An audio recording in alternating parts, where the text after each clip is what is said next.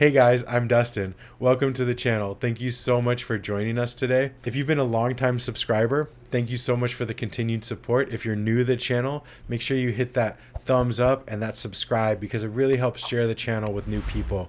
And I noticed that 51% of you guys are not subscribed. So you guys should be subscribing so that you can win some of the giveaways like this, which we're giving away at the end of this very video for one of you guys who've commented on the last video. And for this video, we're going to be giving away this mushroom. I made this mushroom and it's kind of fitting to the interview that we're doing today. So make sure you comment on this video. If glassblowing has affected your life and changed it for the better, I get so many private messages and emails about that stuff. I'd love to hear from you guys about how glass or the channel has affected you in a positive way. So for today, I have a special guest. His name is, well, we're going to call him Myco.Oakland. And he came in for an interview to talk about mushrooms and mycelium and kind of the origins of that, the medicinal value, and a little bit about how the parallel of the industries is kind of similar to what happened in cannabis. And so we can all kind of be prepared for what's going to be happening in the mushroom industry. So I want to invite you guys to join us for the interview. Make sure you comment. Make sure you subscribe to the channel. It would really mean a lot to me. And I'll see you inside with the interview. Today I'm here with a special friend of mine, Myco. Instagram is myco.oakland.inc. And Myco has been in the mycelium, mycology scene for a while and pushing forward on the contribution that psychedelics can have with therapy and with finding your center. With so many magical and medical effects, there's a huge correlation between where the cannabis market has been for the last 20 years and the growth of that and what we're gonna see with the growth of psychedelics in conjunction with therapy. So I wanted to bring on a special guest for you guys. His name is Myco. I'll let him introduce himself and we'll go from there. Well, thank you, Dustin, for having me on. I've been very excited to have this interview. But yeah, the cannabis community and the way that the mycelium community, the myco community is kind of basing off the model of how the cannabis industry has progressed throughout the years. So that's what the myco community is kind of going to be basing kind of the future. So Right. We're kind of looking at what not to do and what to do from the examples of the whole cannabis industry, and we're kind of looking at that and seeing it as an example of what our do's and don'ts. Yeah. Well, how did the journey start? Before we get too deep into the correlations. But growing up, I would go down to Oaxaca, and the mushrooms everywhere. That's one of the first places where I saw glass work, and I was like, this is beautiful. And it was little mushrooms in little like droplets. Oh yeah, totally. So those were one of the first ones that I remember being like 5 or 6 years old and being like, I like this. So let's talk about the history a little bit more in Oaxaca. So like indigenous people from all throughout the Americas definitely were ingesting mushrooms for thousands and thousands of years. Do you know like what the earliest recorded civilization, or it's just like verbal tradition? Like tell us a little bit about that. It all started with verbal. It was all verbal tradition. It's kind of like a way of living. Yeah, it's definitely like a way of living and experiencing life. For people who are more curious and you maybe want to have some contact with the indigenous people who have been using this medicine for thousands of years in Oaxaca, how would they go about doing that? To get there, right, literally till now it's accessible. Right. So a few years ago, it wasn't. So they didn't, there's no way you were going to go over there and be with those indigenous people if you were either a local or someone that's a local, because there's no way, again, the accessibility is the issue. Oakland decriminalized plant medicine, like a few other cities around the country. When I've had some experiences with mushrooms, I've often felt that it's connected and opened me up with a greater universal feeling of connection with the whole world and all the molecules and everything in this like unison and harmony that's not usually seen through normal perception, I guess. You don't see that harmony and that flow. And I'm sure that effect has, many people have had that effect for thousands of years, and connecting with nature, it kind of opens you up to that connection, you know? It's something that like I have grown to appreciate, because like I go over there and they just treat everything that's nature with a lot more respect. Does that have a correlation between the fungi and the people ingesting it and creating laws and policies that affects that? That is something to me that's been something really like amazing for them to be like, plants are more important by law. As soon as you pass another state in Mexico, those laws doesn't even matter anymore. So could that be a correlation between the fungi? Shit, maybe, like Bringing in that harmony, right? That connection. Exactly. So let's talk about your work that you do up here in the Bay Area. So talk to me a little bit about the work that you're doing, the stuff that you like to share with people. I was gifted spores throughout the years, and that's been something that for me has been very important, because now people are trusting me with genetics that they've been running for a while, and they trust me not to kind of, in a sense, like profit off of it. When you're dealing with such a connected spirit and a plant, that has repercussions. So you have to be careful and mindful if you're housing genetics and how you approach it. So let's talk about like some of the effects that these help people with. I mean, a lot of people know migraines, and maybe some people don't even know anything. People watching this in other parts of the world may not even understand that these amazing fungus have such medical value. They have humongous medical properties that, in a sense, like Paul Stamets says, we don't really like. They can kind of tell chemically what's happening, but everything is still kind of new.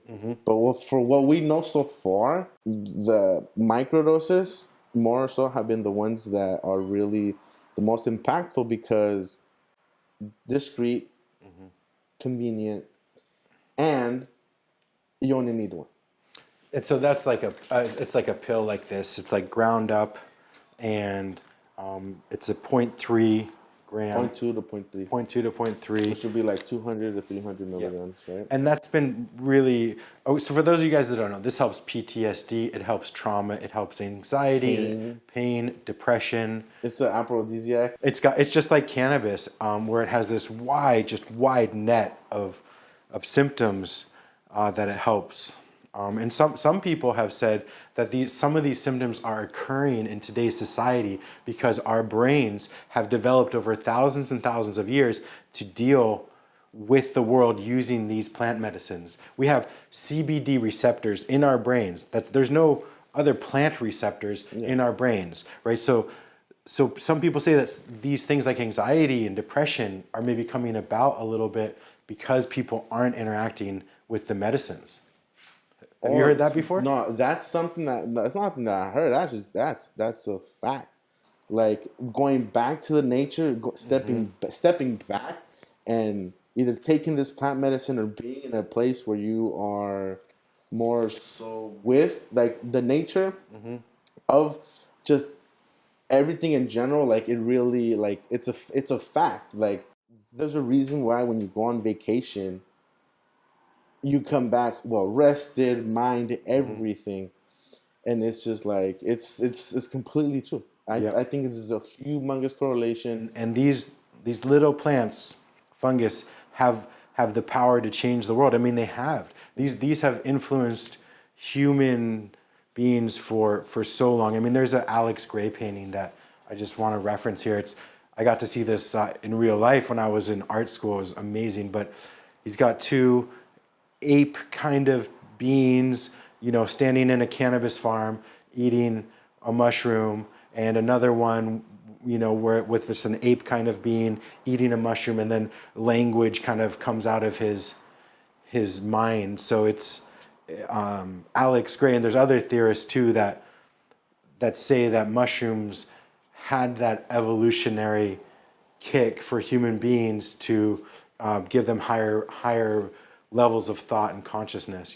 Have you heard that theory? Yeah. So yeah, The stoned ape theory. the stoned ape theory. Yeah. But this is mine. I'll tell you mine. So there's a mushroom called Cordyceps militaris, right? Yep. And in the wild, the Cordyceps militaris, like the spores, go onto these ants and kind of make these ants to like these zombie ants. And now, Oh yeah, I've heard about this thing. And Yep. so now that mushroom is now like completely control of the ant. Yeah. And Right. it's pretty much telling them what to do, take them to the highest spot. Yeah. Mushroom grows, spores explode, it starts all over again. Yep. Whatever it can get, more ants, it happens Yep. all over again. So I think that's the same thing that happened to us.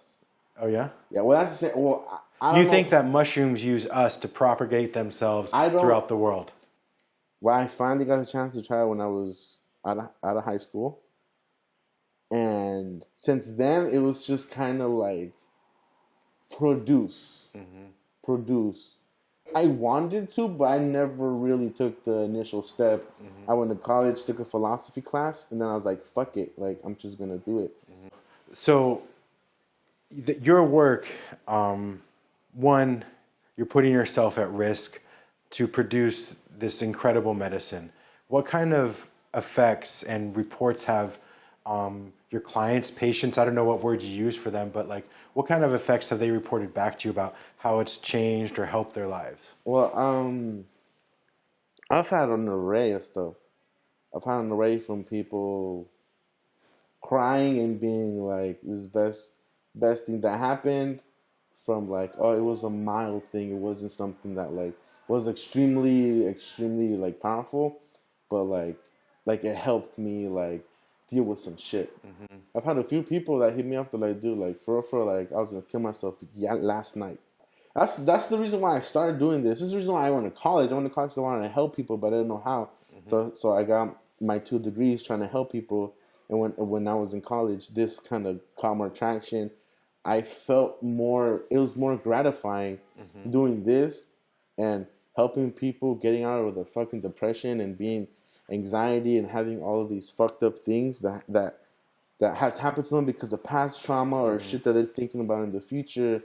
You know, it almost feels like when you take a microdose, that it kind of resets, or even a bigger dose. It feels like there's some sort of reset and restart again with your body in some way, or energy. Like you eat the mushroom and you go through this experience. It's a journey sometimes, depending on how much you've eaten. And then when you kind of come back and you're maybe the next day after you've slept or something like that, you have this like afterglow kind of feeling of like in harmony, I guess. I had this one dude who's like, after a good trip, like I enrolled back to school and I'm graduating this next week. Or someone's like, "Oh, I started the business that I wanted to start and I just wanted to thank you." Yeah. Or people who've never even tried my stuff. Yeah.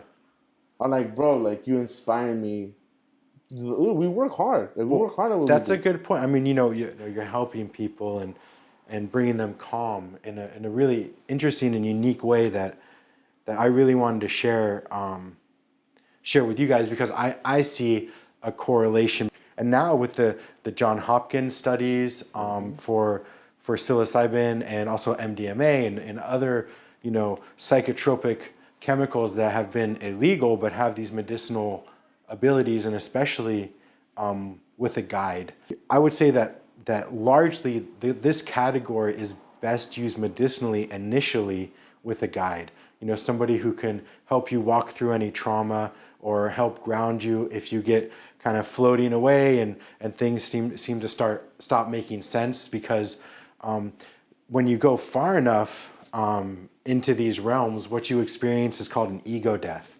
And that can be it can be a very shocking experience. It's when you separate your body and your spirit and you allow the acceptance of your body and your mind to separate from what you think of as yourself. And that could be a very scary experience to, I mean, I don't know how to describe that better than. Yeah, that's pretty much it. Yeah, so, but having a guide, an experienced shaman, or in the case of, psychiatrist, a therapist, somebody who's experienced in this plant medicine and also understands how the human mind works, is really, really important for going down this road into self-discovery and healing.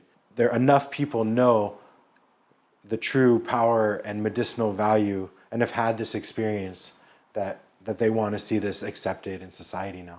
I just feel like there needs to be more people need at least to try it out. As soon as you hop on the medication, it's hard to get off. Because now your brain, your receptors already gets used to that. Myco's talking now of big pharma medications like Oxy and things like that, and Vicodin, these highly addictive substances that doctors just prescribe left and right. This plant medicine is not addictive, but in some cases, not with everybody, it will have similar effects with pain and anxiety and depression and sleep as some of those other drugs. The reality is that these have been used for medicine far longer than big pharma. What about if these guys are interested in learning? Where would you suggest somebody start to try to gather more information if they're either interested in the medicinal effects or just anything to do with this up and coming industry, or maybe specifically psilocin? Yeah, I'd say just the most things that I'm learning right now with since it's so new has been podcasts. Podcasts? People don't have no idea yet, but podcasts, listening to Paul Stamets, there's like 2-3 other dudes that... There's the MAPS podcast too. Yeah. The Multidisciplinary Association for Psychedelic Studies. That's a really good it's just a good resource in general. They're helping with a lot of these studies, and they have a podcast. You might want to read the book by Michael Pollan called How to Change Your Mind. And there's a lot of books and things like that out there that have been put out since the 60s and 70s that have pieces of this information, and there's no centralized place yet, but we really encourage you guys to do some research, find out for yourself, read some stories and, see what you can find out in the world. Michael, I really wanted to thank you for coming by. Thank you very much for having me. It's an honor. I know you don't do interviews, so we are really, really lucky that Michael is allowing us to interview him, and I just want to thank you and wish you so much luck and joyous experiences and amusement along your journey with plant medicine. Thank you very much. Yeah, thanks for coming. Of course. All right. Welcome back, you guys. I hope you enjoyed that interview with my friend Myco. If you guys like the interview kind of format, I have some other friends in the industry that would love to share their experiences, and I'd like to know if that'd be of interest to you guys. If you would like to see more interviews with some industry people, please put that in the comments, and I'd love to host a few more people. If you're in the industry and you'd like to be on the show, please send a message on the website, just in the chat, and I'd love to hear from you.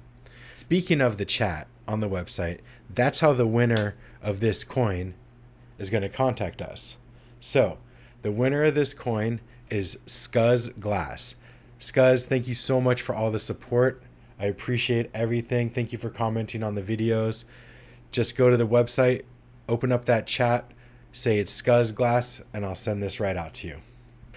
A lot of you guys have been asking when On the Torch Season 3 is going to come out. It's going to come out with the first episode will be released sometime in the first 2 weeks of June. So definitely turn on those notifications and subscribe so that you can be one of the first people to see On the Torch Season 3. I already have 3 or 4 guest artists lined up. You guys have been asking for that. Some really fun people are going to be joining us. And we have 3 or 4 guest artists that are going to come that are kind of getting their tickets right now. So very exciting about Season 3 and the world opening up in general that allows us more opportunity to give you guys more content. Anyway, I wanted to thank you guys so much again for joining me today. I wanted to thank my friend Myco for coming for the interview. So if you guys have had your own experiences with mushrooms, if you guys would like to talk about glassblowing, content, anything, please leave something in the comments and you will win this mushroom. And make sure that you like and subscribe to the channel. I'll see you guys really soon with another intern video before On the Torch Season 3, Episode 1.